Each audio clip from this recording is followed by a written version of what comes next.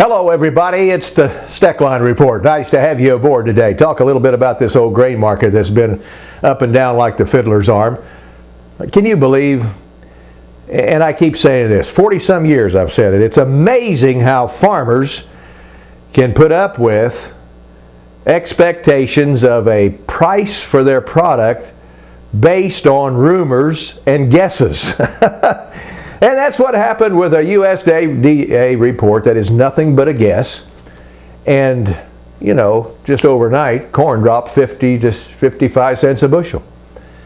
Well, a lot of people are scratching their head. They don't believe the figures.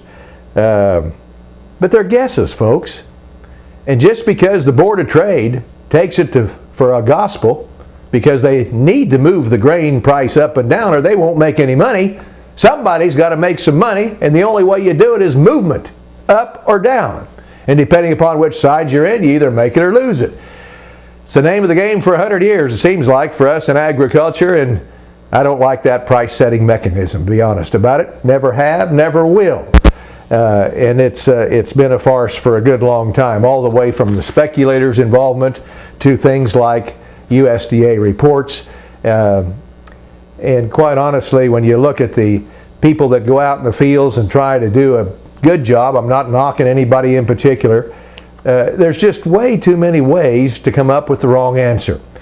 The corn market surprised, of course, by USDA's final 2011 corn production estimate.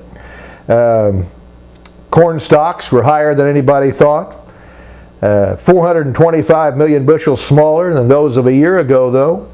The smallest in 5 years. Let's talk about the good things of that report. But it was 240 million bushels larger than the average trade guess, and that's where we got into a big negative thinking on the Board of Trade. However, some of that negative thinking is going by the wayside. They, for 1 or 2 days there, totally disregarded the fact that we might have a corn production problem in Brazil, in Argentina, a wheat production problem in the Ukraine, and guess what? There might be a big problem coming up in the spring of 2012 in the United States. Nobody knows that. That's a guessing game too. So, with all those numbers out there floating around somewhere, you and I, as American farmers, take the beating on the price because somebody has a negative thought today.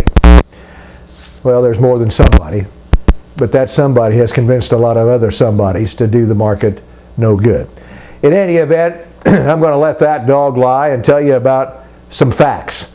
The fact is that it's pretty difficult to figure out whether the Brazilians and the Argentinians are going to have a good crop or a disaster. They're kind of like every other country except the United States. We don't get the facts from their government, real facts. But let me tell you one fact. Brazil's federal government announced measures just a few days ago to support southern farmers affected by drought. That must mean they've had a problem, wouldn't it? Well, the figures are much higher that from the ag ministry in Brazil than they are from our ag ministry. For example, according to a preliminary survey, summer corn crop losses reached 32% in the southernmost states of Rio Grande, 19% in Santa Catarina, and 17% in Paraná. Big drops, friends. The official ag ministry estimate was different than that. U.S. estimate's different than that. Everybody's different. Nobody knows for sure. But if they're paying farmers for a major drought, folks, makes me believe they had a problem. By the way, poor conditions are continuing for the Ukraine.